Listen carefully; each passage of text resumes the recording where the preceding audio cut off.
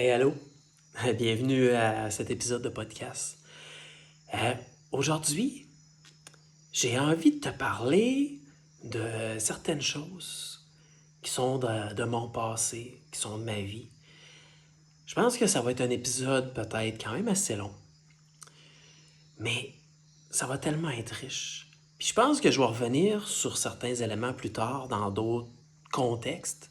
Mais aujourd'hui, le contexte dans lequel je veux te parler, qu'est-ce que j'ai envie de t'amener, c'est au niveau de qui t'es. Qu'est-ce que tu as fait pour toi? Parce que souvent, on avance dans une direction, puis on s'oublie. Puis ça, moi, ça m'est arrivé. À des moments où ce que parfois, de l'extérieur, je pouvais avoir l'air de très bien tout gérer, que je pouvais avoir l'air d'être le meilleur employé, la meilleure personne pour travailler dans certains domaines, oui. Parce que je m'identifiais par ça. Je m'identifiais par le travail, par le professionnalisme. Parce que pour moi, c'était super important. Pas d'être le meilleur de toute l'équipe, non. Moi, d'être le meilleur de ce que je pouvais être. De me donner à 100% de ma capacité. Pour moi, c'est quelque chose qui est important. Cet être humain-là qui désire vivre, qui désire, en quelque part, laisser ma trace. Puis c'est pas une question d'ego quand je dis laisser ma trace. C'est que j'ai l'impression que je veux que ma vie ait servi à quelque chose. En arrière de tout ça, il y a ce besoin-là. Et moi, comme plusieurs le savent, j'ai travaillé pendant plusieurs années dans le domaine du spectacle. Puis ça, j'ai commencé ça, j'avais 12-13 ans. Je capotais, j'adorais ça. Ça a été une passion, ça m'a pris d'un coup sec quand j'étais jeune. Très peu savent comment c'est arrivé la première fois, qu'est-ce que j'ai travaillé dans le domaine. Ben, j'étais tout simplement dans les scouts à ce moment-là. Puis, il y a plusieurs événements en même temps qui se sont comme bousculés, qui se sont amenés à travers ça. Mais j'étais dans les scouts. Et à Chibougamau, il y a un salon, ça s'appelle le Salon du commerce. C'est un peu comme les salons de l'auto, les salons qu'on connaît plus en ville, mais étant donné que c'est le Salon du commerce, c'est comme toutes les entreprises de différents types ensemble qui sont dans le même salon. C'est que tu as autant la plomberie, l'électricien, le vendeur de chars, toutes les entreprises se retrouvent là, les entreprises locales, dans ce salon-là pour proposer leurs services. Puis c'est pas juste les entreprises, c'est les organismes aussi, comme les scouts, les cadets, les troupes de danse. C'est qu'il y a plein d'organismes qui viennent avoir des kiosques pour faire du recrutement de nouveaux membres, de nouveaux animateurs, etc. Donc, moi, en tant que scout, on avait un kiosque, les scouts, là-bas. Donc, je suis allé avec mon père, qui était animateur à ce moment-là, pour participer à l'installation du kiosque. Et moi, j'ai vu l'équipe qui travaillait puis qui installait les caisses de son et tout ça. C'est quand ça a été pas mal fini puis qu'on n'avait plus de projets à me donner, mais que mon père avait encore des choses à faire et tout ça. Moi, je me suis promené dans le salon, puis je t'allais donner des petits coups de main ici à un puis à l'autre, puis je trouvais ça plate. Moi, je suis quelqu'un, quand j'étais jeune, j'aimais pas ça, rien faire. Puis j'étais pas quelqu'un qui avait envie de jouer nécessairement, ça me plaisait pas. Moi, ce que j'avais envie, c'était de découvrir. J'étais quelqu'un qui aimait découvrir des nouvelles choses, découvrir comment ça se faisait. Et ça a fait en sorte que même moi, je suis devenu que j'ai appris à faire de l'ébénisterie à 11-12 ans. Même avant ça, je faisais des travaux chez des gens, chez mes voisins. Quand il y avait quelqu'un, j'étais là pour pelleter, j'étais là pour faire une toiture. Même très jeune, parce que j'aimais ça, apprendre. J'avais un de mes voisins, là, j'avais 6-7 ans. Je passais mes journées à le regarder faire du sciage, faire des planches. Il y avait un moulin assis, puis j'étais là toute la journée à le regarder faire du moulin assis, puis aussitôt que ça scie, elle arrêtait. Je traversais l'autre bord de la clôture, puis j'allais l'aider à ramasser du copeau, à ramasser les morceaux de bois, à corder les bûches. Je voulais faire de quoi? Je voulais apprendre, j'avais envie, ça me nourrissait. À travers ça, est venu justement cet événement-là où je suis allé pour aider les techniciens qui étaient là. Sylvain, que je remercie énormément, qui m'a appris beaucoup là-dedans. Et Sylvain, au début, il voulait pas trop me donner d'affaires, il voulait pas me faire brancher les caisses. C'est que là, il me donnait, tu peux me passer un fil d'ici à là-bas. Mais là, il voulait pas que je le branche. J'avais pas le droit de le brancher. C'est que là, moi, je regardais, puis ça me titillait. Beaucoup le fait que j'avais pas le droit de brancher le fil, hein. Moi, ça me dérangeait, là. Il y avait quelque chose qu'on m'accordait pas de faire. Puis je voulais apprendre à le faire. C'est que j'ai regardé comment il l'a fait. Puis à un moment donné, ben, en cachette, je l'ai branché. Et puis après ça, j'ai fait vérifier si c'était correct. Tu sais. C'est comme ça, ben, c'est toutes des choses que j'ai appris. Puis ça m'a amené justement à vraiment adorer le domaine du spectacle, à adorer ça, l'événementiel. Je suis embarqué dans des spectacles étudiants par la suite. J'étais tout le temps là. Chaque fois qu'il y avait un spectacle à l'auditorium, j'allais les déranger. J'étais tannant à quel point est-ce que j'essayais de travailler avec eux autres. Puis, j'apprenais tranquillement le vocabulaire, j'apprenais comment ça marchait, tout ça. C'est ça les débuts pour moi dans le domaine du spectacle. Tout le long de mon secondaire, j'ai travaillé justement pour Sylvain. Tous les événements après ça, il y a eu Jean-Luc qui a eu son entreprise, puis je travaillais pour les deux. Alors, il y a eu une période, étant donné que je travaillais plus pour Jean-Luc, Jean-Luc qui avait 1 an plus vieux que moi. Une petite pensée justement pour lui.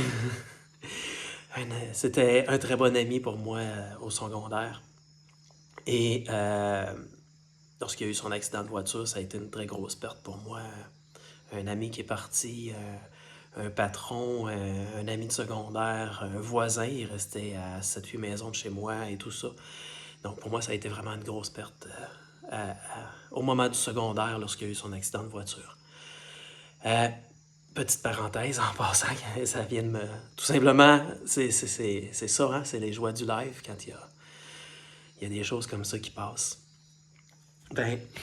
Donc, pour continuer, le domaine du spectacle, pour moi, ça a été une passion. Ça m'a vraiment frappé. Je finissais l'école et moi, je m'en allais à l'auditorium pour faire de quoi? Les heures du midi, j'allais à l'auditorium. J'ai participé dans les comités de décor à l'école.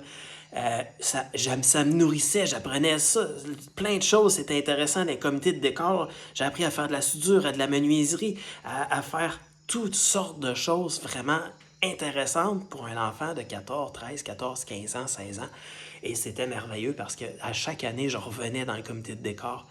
Moi, là, des balles de finissant, il n'y a pas grand monde, je pense, qui peuvent imaginer le nombre de balles de finissant de secondaire 5 que j'ai faites dans ma vie. Parce que j'ai commencé en secondaire 1 à faire des balles de finissant en secondaire 5.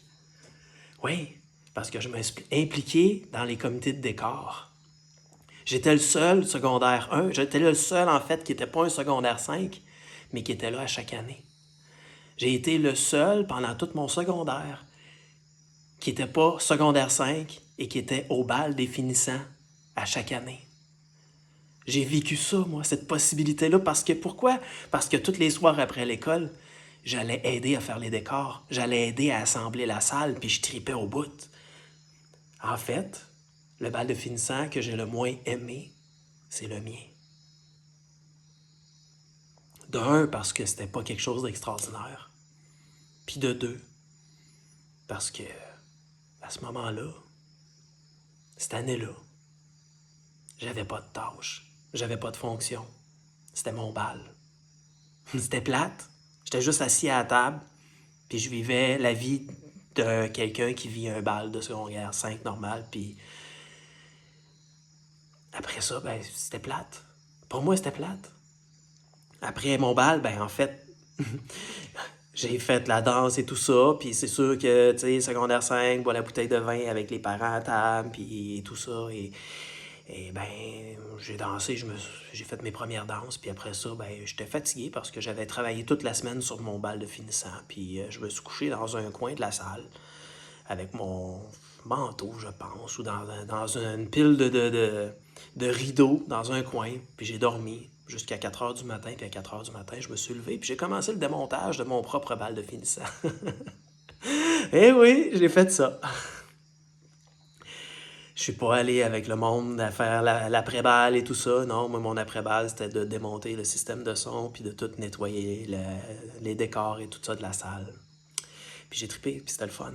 Parce que c'était ça que j'aimais faire dans la vie. C'est que tout ça juste pour ramener la passion du domaine du spectacle, puis qu'il y a plusieurs situations, plusieurs événements que je ne vais pas tout passer aujourd'hui, parce que c'est pas l'idée de mon podcast d'aujourd'hui. Mais l'idée, c'est que quelque chose que j'ai connu très, très jeune, qui est devenu une passion incroyable, Mais, puis quand je suis arrivé, puis je suis parti pour m'en aller à Québec étudier en électricité, ben,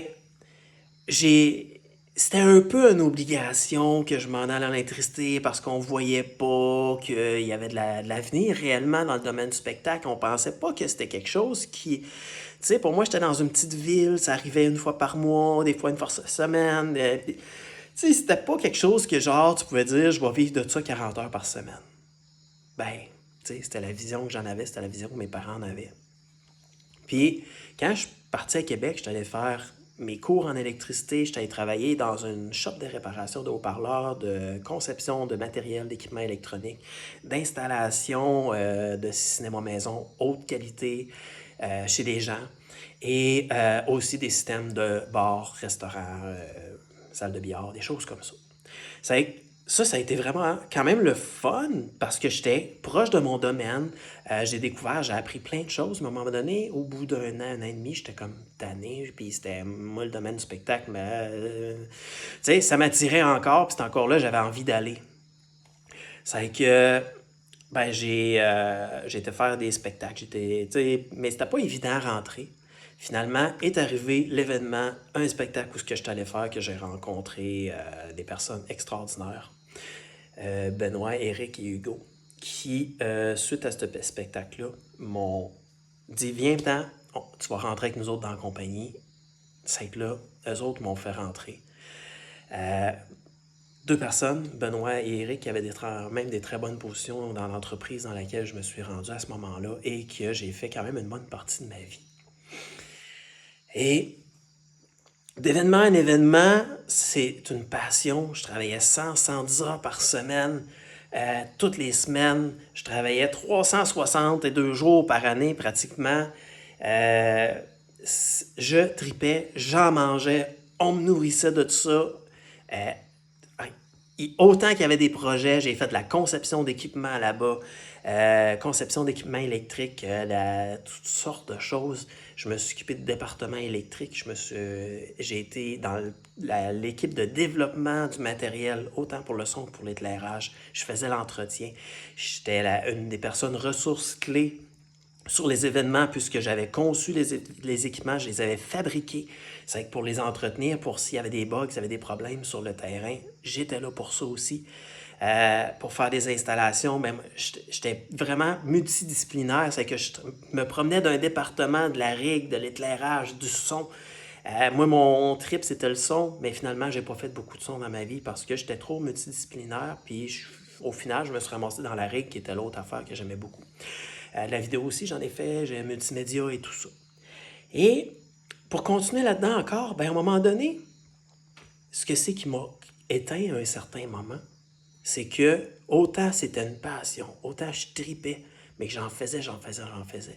Qu'à un moment donné, l'entreprise avec qui j'étais à ce moment-là a eu un peu plus des difficultés.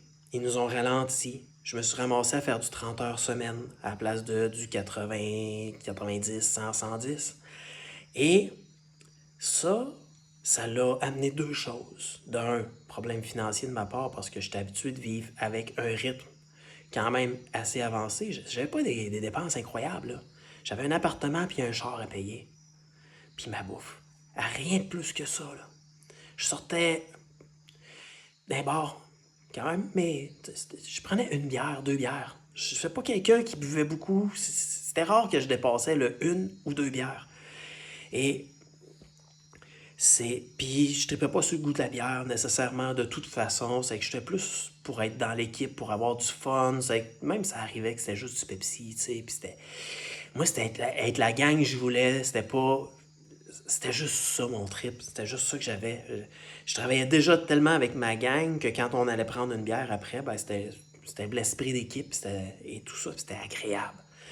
Donc, est venu ce moment-là où là, on m'empêchait de faire ma passion de travailler comme un malade, qu'on me ramenait à faire du 30-35 heures semaine. Et que ça l'amenait des troubles financiers, puis que là, moi, je n'étais pas habitué. Là. Moi, là, je m'identifiais par ce que je faisais. On m'a appris à ralentir puis à être à la maison, mais je savais pas, moi, c'était quoi rester à la maison. J'avais pas envie de ça. Puis je m'entendais pas si bien que ça avec mon coloc à ce moment-là. ben, j'avais deux colocs, j'étais avec mon frère, puis on avait un autre coloc. Puis c'était moyen avec lui. Puis seule chose qui se passait à la maison, honnêtement, là, c'était pas mal écouter la TV, tu sais.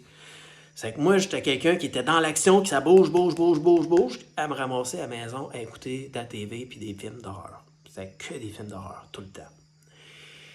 C'est que ça m'a comme donné un gros coup de barre, puis il est arrivé deux, trois petites affaires avec cette entreprise-là qui m'ont comme un peu donné des chocs. Puis à ce moment-là, la passion a baissé un peu. C'est devenu plus un travail. C'est devenu quelque chose qui était là pour me faire vivre, puis j'ai continué à me donner. Hein. J'ai continué à me donner avec mon travail, puis j'ai avancé, mais il y a comme une fatigue qui est restée après ça. Euh, Moi, j'ai envie de dire que c'est une mini-dépression que j'ai faite à ce moment-là.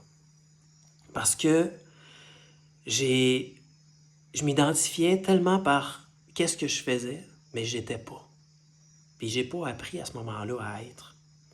La seule chose que j'ai appris un peu dans ces moments-là, ben, ça a été plus de, j'ai aidé une personne qui m'est très chère, qui allait vraiment pas bien à ce moment-là.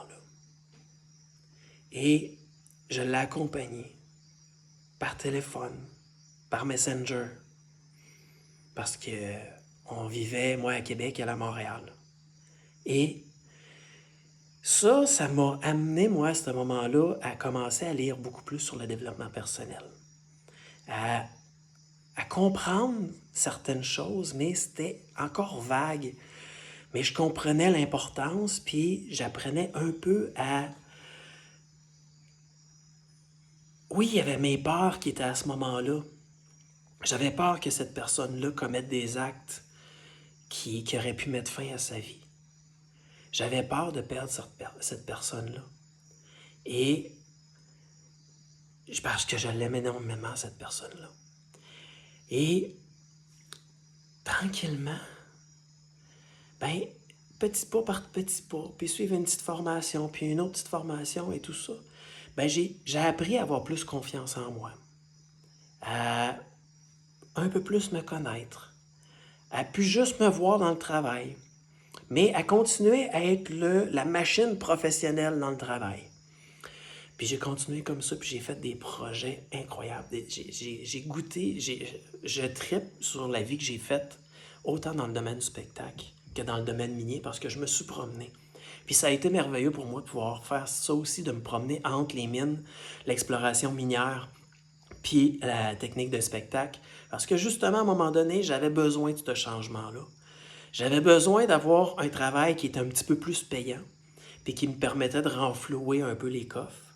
Puis en même temps, quand je revenais à la maison, ben, je revenais dans le domaine du spectacle, je revenais voir mes amis, mes chums, puis tout ce que c'est qu'on faisait, puis je retravaillais là-dedans, puis c'était super le fun, sauf qu'en même temps, ben, en faisant ça, ça a fait que j'ai perdu un peu le fil technologique. Parce que je n'étais plus toujours que dans la technique, mais je me promenais dans les deux, puis le fait de me promener dans les deux, ben, ça me coupait beaucoup d'opportunités aussi. Mais ça faisait en sorte que j'avais beaucoup des changements aussi dans ma vie. C'était pas juste un changement de projet, c'était complètement différent. Je m'en allais autant dans le bois, triper, à faire du skidoo, à battre des chemins, à faire des pistes d'avion en plein milieu de la baie James, à faire toutes sortes de choses incroyables. De triper, de chauffer de la machinerie, de faire des chemins, de travailler dans des usines de séparation du diamant. Némite, j'en ai fait, je suis allé au Burkina Faso travailler dans une mine d'or. J'ai fait des projets incroyables au niveau minier. J'ai eu des responsabilités à travers tout ça qui m'ont vraiment amené à croître aussi, puis avoir plus confiance en moi, mais encore une confiance par rapport au travail, par rapport à qu'est-ce que je fais. Et dans le domaine du spectacle, ben, je suis devenu aussi qu'on venait me chercher comme chargé de projet, qu'on m'a donné des projets, puis là, l'entreprise qui m'a donné les chargés de projet, c'était comme excessivement lourd. En même temps, je faisais un cours de programmeur analyste au cégep, en même temps que j'étais chargé de projet dans une entreprise dans le domaine du spectacle. Je gérais des fois 5, 6, 7 événements la même journée qui se montaient dans des villes différentes, avec des équipes qui partaient à grandeur du Québec, que je m'occupais, que j'allais rencontrer les clients. j'allais avec le vendeur rencontrer les clients. Des fois, j'y allais tout seul sans le vendeur. Que j'allais voir la salle, qu'est-ce qu'on voulait comme événement. Puis je montais un plan, je faisais des plans AutoCAD que je présentais aux clients pour y présenter un concept. De faire les listes d'équipements, les soumissions, le temps homme que ça allait prendre. Je montais un projet au complet comme ça pour arriver à faire un prix au client. Et ensuite de ça, gérer tous les chefs d'équipe qui allaient sur le terrain pour installer ces équipements-là. Et j'avais trop de projets. Ça devenait trop lourd pour moi. En plus de ça, à un moment donné, je me suis ramassé que j'étais vendeur d'équipements usagés dans cette entreprise-là, en plus de la charge de projet. Puis en plus, encore de mon cours au cégep comme programmeur analyste. Puis dans l'entreprise, étant donné que j'étais le seul qui connaissait les ordinateurs, ben, je me suis ramassé l'admin réseau de cette entreprise-là, que je gérais le système téléphonique, que je gérais tous les emails de tout le monde, puis que je gérais tout le réseau. À chaque fois qu'il y avait une panne, qu'il y avait quelque chose qui plantait, c'était moi qui s'occupais de tout ça. Ça fait que c'était rendu très lourd. Énormément d'heures, très peu de repos. Et tranquillement, j'ai eu besoin de me retirer de tout ça. Et au moment où ce que j'ai voulu, puis que je voyais que l'entreprise, ça allait plus ou moins bien et tout, ben, une autre entreprise, un compétiteur qui est venu me chercher, puis qui m'a offert une job de chargé de projet, mais juste à un endroit. Juste au centre de foire de Québec. Juste pour gérer des événements dans ce bâtiment-là. Et étant donné que c'est un bâtiment que je connaissais déjà très bien, que j'y avais travaillé énormément, j'avais été un des techniciens principal de cette salle-là pendant plusieurs années. Ben, j'étais comme, mettons, le deuxième. C'est qu'il y avait le premier qui faisait tout le temps son 40 heures, mais moi, je venais quand lui avait besoin d'aide ou quand il dépassait ses heures. Donc, j'étais là vraiment souvent. Et dans ça m'a amené à découvrir plein de choses, à gérer des projets en électricité. Oui, j'en avais géré des projets en électricité, mais là, c'était vraiment un sur l'autre, back sur back. Dans la même salle où ce que j'avais à gérer des défis de... Là, on ferme un événement ce soir à 6 heures, mettons. Il faut tout faire le démontage de cet événement-là, puis recommencer un montage pour que demain, on soit sur un autre projet qu'il faut qu'eux autres, ils rentrent en salle à 8 heures demain matin et qu'on ait déjà une partie de projet, d'installer déjà des câbles électriques, d'installer des caniveaux, des endroits et tout ça, pour que ça fonctionne.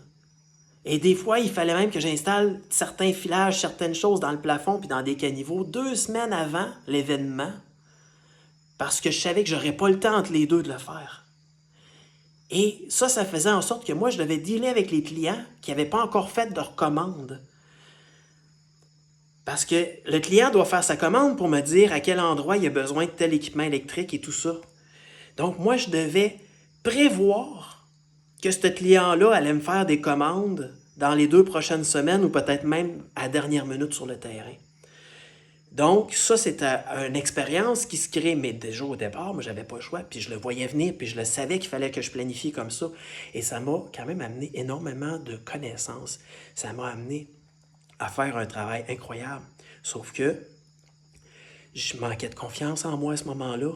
Et quand je l'ai fait, je le faisais tout.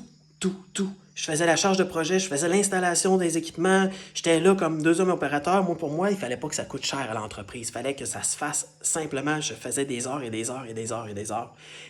Et il y a même le début que j'ai fait ça, j'étais encore à l'école. J'étais encore au cégep. Et ça l'a fait que, au moment où j'intégrais ma position, que je faisais du 80-100 heures semaine, que j'avais mon 16 heures de cours par semaine, plus mes travaux à remettre, ça a été excessivement intense. Je me suis brûlé. J'ai continué à le faire. Puis j'ai vraiment trippé et je suis vraiment content de l'avoir fait pendant ces 3 années-là que j'ai fait ce projet-là. Par la suite, il m'est arrivé des projets d'autres où je suis parti, travailler dans des mines ailleurs et tout ça. Bon, je ne vais pas tout faire le cheminement, mais c'est pour dire qu'à travers tout ça, j'ai bâti une confiance professionnelle, mais que j'ai très peu construit de confiance à l'intérieur de moi. Oui, j'ai fait des formations. J'ai été suivre des cours pour être thérapeute en régression, pour être thérapeute sur le bio-émotionnel, sur plein de sujets qui m'ont aidé, moi, à bâtir ma confiance aussi. Mais pour vraiment en venir à bâtir ma confiance à l'extérieur du travail, oui, j'avais bâti une confiance professionnelle, puis tout ce que je faisais m'aidait. Mais moi, j'étais le travail. Il a fallu vraiment que je tombe bas, puis que j'aie plus d'énergie, que j'avais de la difficulté à me lever. Les dernières années, là, j'avais de la difficulté à aller travailler. Je pouvais aller travailler des 15-20 heures par semaine. J'avais de la difficulté à me lever pour aller travailler. C'était lourd.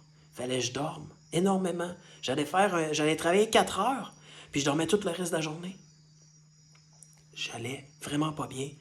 Puis avec tout ça est arrivé toute la COVID, puis tout le tombe, et j'ai perdu le travail que j'avais. Il y a plein de choses qui sont arrivées. Où ce que ça a été lourd pour les finances, la faillite qui s'en venait, toutes sortes de choses qui ont été excessivement difficiles à vivre et à accepter. Et des relations compliquées.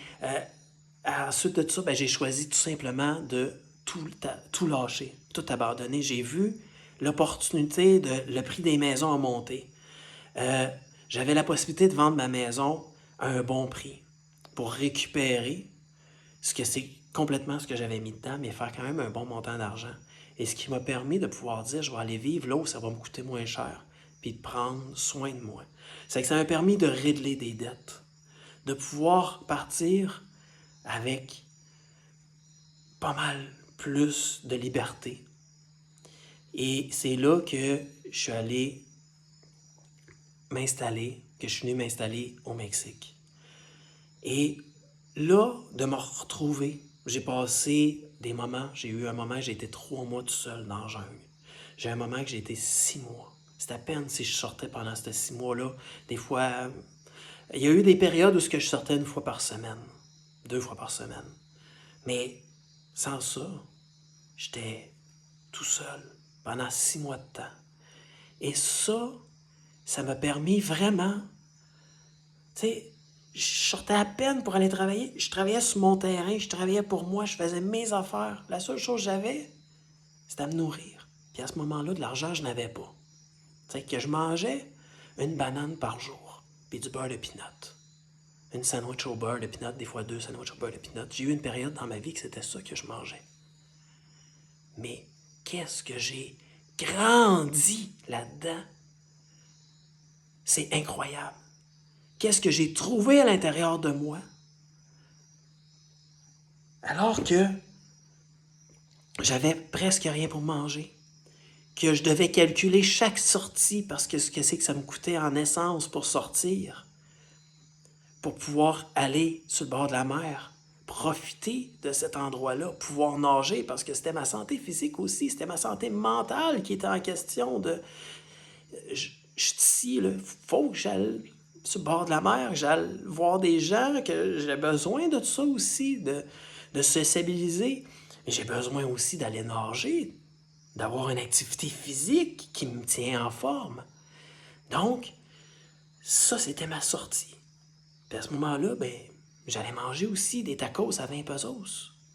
C'était ma sortie qui me permettait d'aller manger de la viande. Pour les gens au Québec ou en Europe, 20 pesos, c'est 1 euro. 20 pesos, c'est une pièce, c'est 40 à peu près canadiens. C'était ça que j'allais prendre comme repas. Puis moi, c'était ma sortie, puis c'était mon repas de la semaine, d'aller manger ça. Une fois de temps en temps, je mangeais une pointe de pizza, ou mais ça, c'était la sortie du mois quand j'allais manger une pizza. Je me suis vraiment retrouvé. J'ai vraiment pris le temps d'aller voir à l'intérieur. Puis encore aujourd'hui. Ça fait 2 ans que je fais ça, ce travail-là. D'aller voir à l'intérieur de moi. D'aller trouver qui je suis. Parce que moi, aujourd'hui, je suis plus capable de m'identifier. Je peux plus dire que je suis un technicien en domaine du spectacle. Je peux plus dire que je suis un technicien minier. Je peux plus dire que je suis un chargé de projet. Je peux plus dire je suis un électricien. Je peux plus dire je suis un programmeur analyste.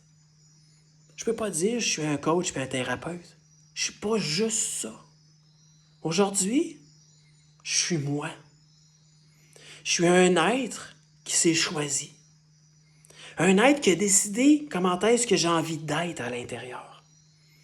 Qui a décidé que moi, là, ce qui est important dans ma vie, c'est qu'il y ait de la douceur, qu'il y ait de la liberté.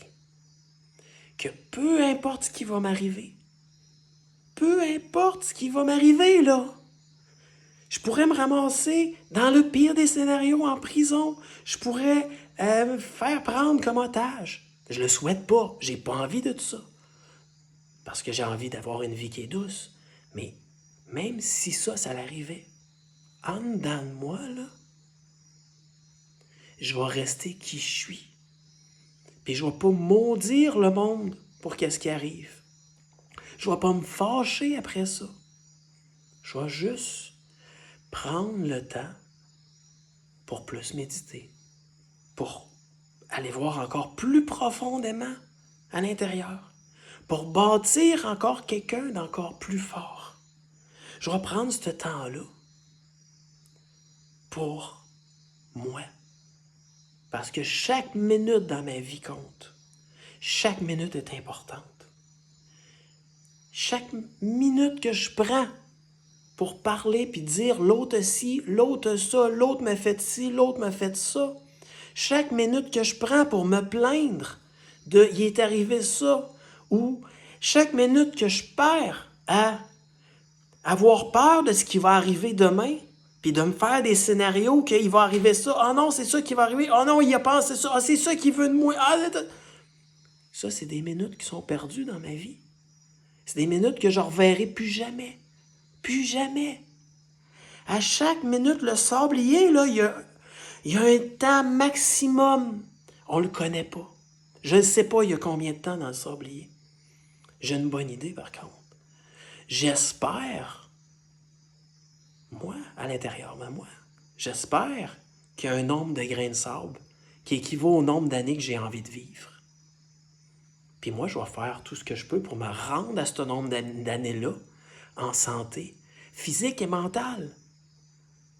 Mais je ne sais pas à quel moment ça s'arrête. Puis ça, c'est beau pareil. C'est beau de ne pas le savoir. Mais oui, je vais planifier pour me rendre justement où ce que je le souhaite. Mais tous ces grains de sable-là, quand ils passent, là, ils reviennent jamais. Ils reviennent pas. C'est fini. C'est qu'à chaque fois que je prends un grain de sable pour le perdre, pour pas m'occuper de moi puis m'occuper de ma vie à moi, ben, c'est un grain de sable perdu. C'est comme ça que je vois la vie, maintenant. C'est qu'est-ce que j'ai envie de faire? J'ai envie, moi, d'être heureux. J'ai envie de moi de m'occuper de moi. D'être la meilleure personne. D'être la personne la plus sécurisante pour moi-même. La personne qui m'aime le plus. La personne qui me respecte le plus. La personne qui est là pour moi quand j'en ai besoin. Puis ça, c'est beau. Ça, c'est merveilleux. Mais, en plus de ça, ben, moi, j'ai envie de laisser ma trace. Mais il y a une chose qui est importante pour moi. C'est le monde dans lequel je vis.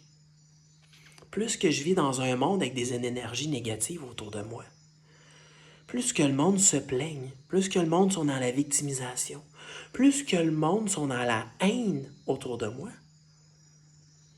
moi, je suis dans un monde qui est agréable autour. Puis même si le monde n'est pas agréable autour, moi, je reste agréable avec moi à l'intérieur. Mais dans quel monde j'ai envie de vivre? Dans quel monde, toi, tu as envie de vivre? Moi, j'ai envie de vivre dans un monde où ce que le monde s'aime, où ce que le monde se respecte. Vivre dans un monde où ce que le monde ont conscience de qui ils sont.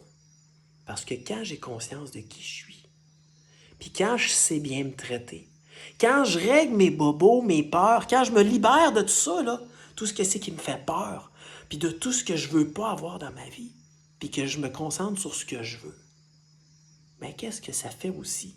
Je me l'offre.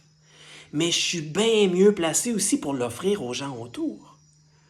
C'est que si je vivais dans un monde où ce que tout le monde est bien à l'intérieur autour de moi, mais je vivrais dans un monde où ce que tout le monde aussi se respecte mutuellement.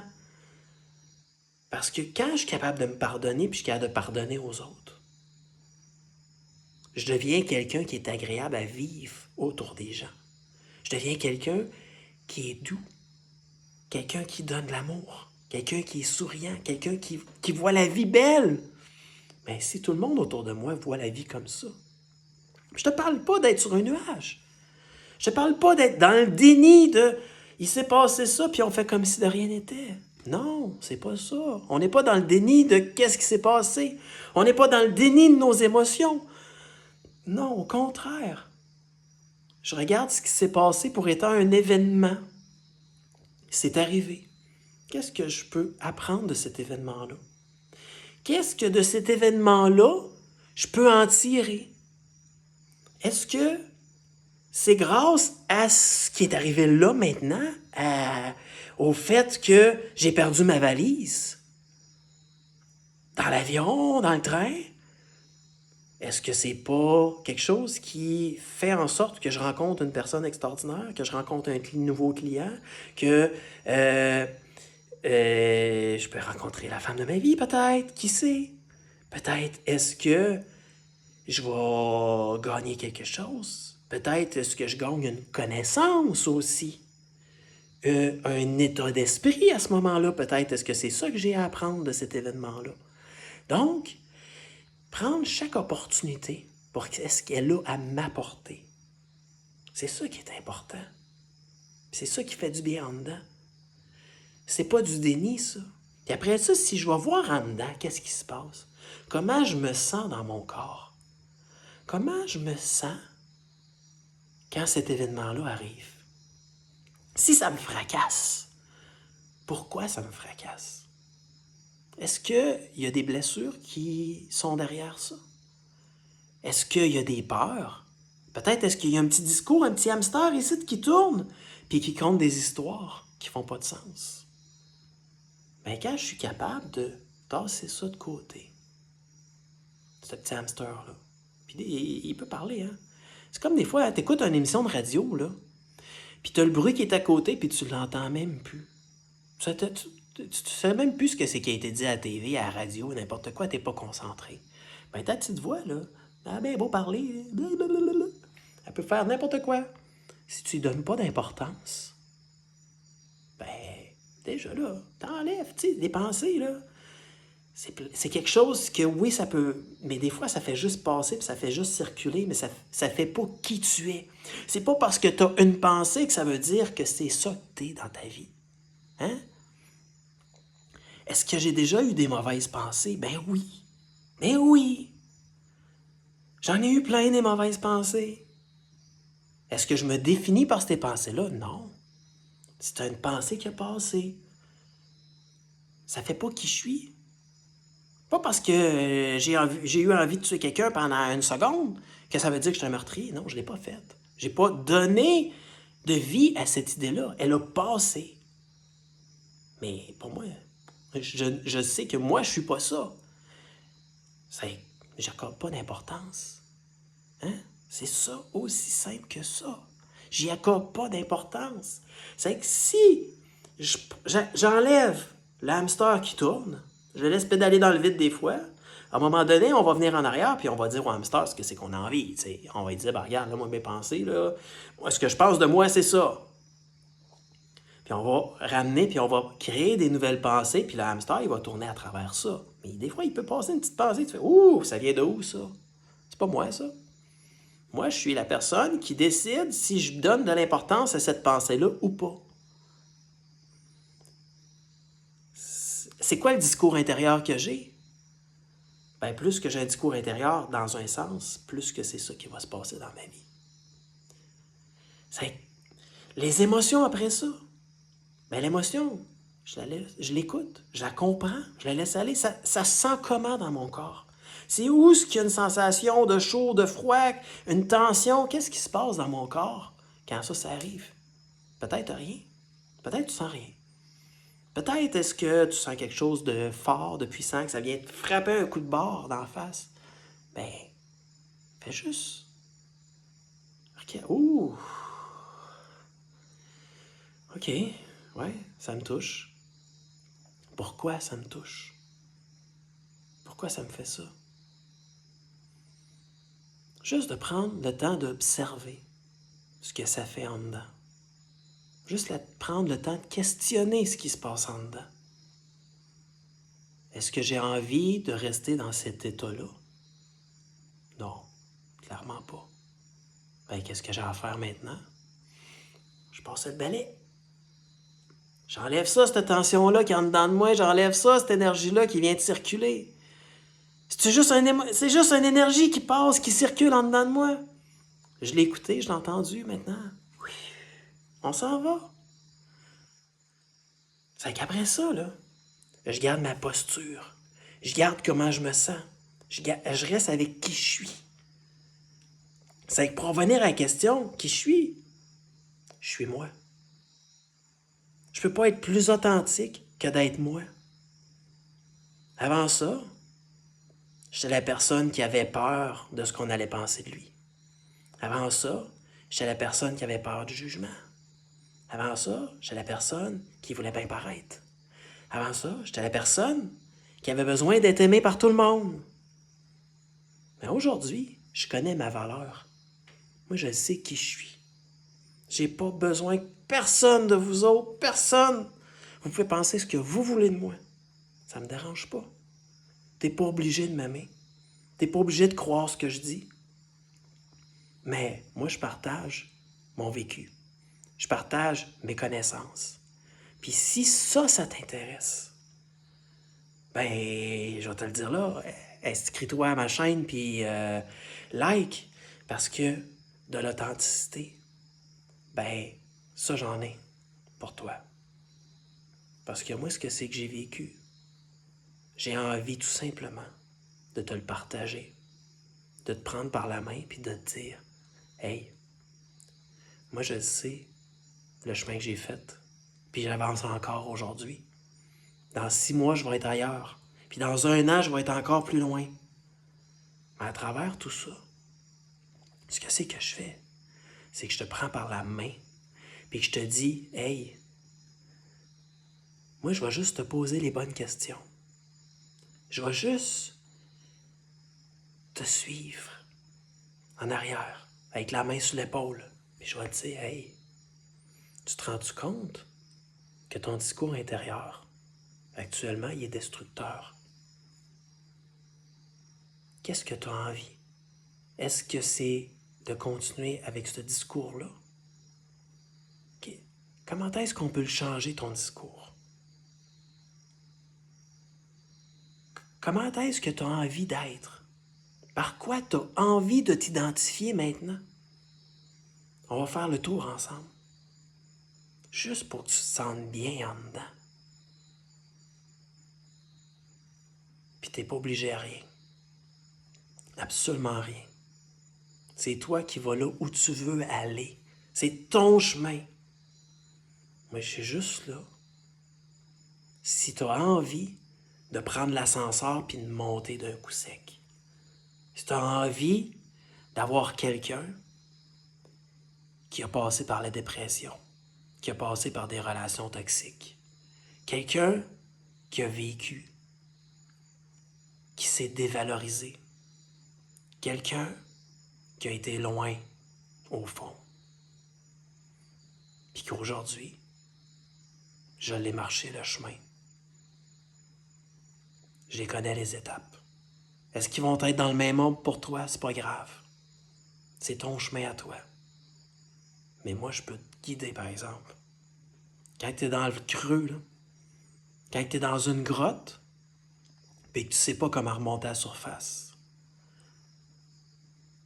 puis que tu as l'impression qu'à tous les jours, ton trou, il s'en va de plus en plus profond, ben des fois, d'avoir quelqu'un qui peut te tirer une corde en bas, ou une échelle, pour t'aider à remonter, ça peut faire du bien. Ben, si ça te parle, ce que je te dis, ben, je t'invite à m'écrire.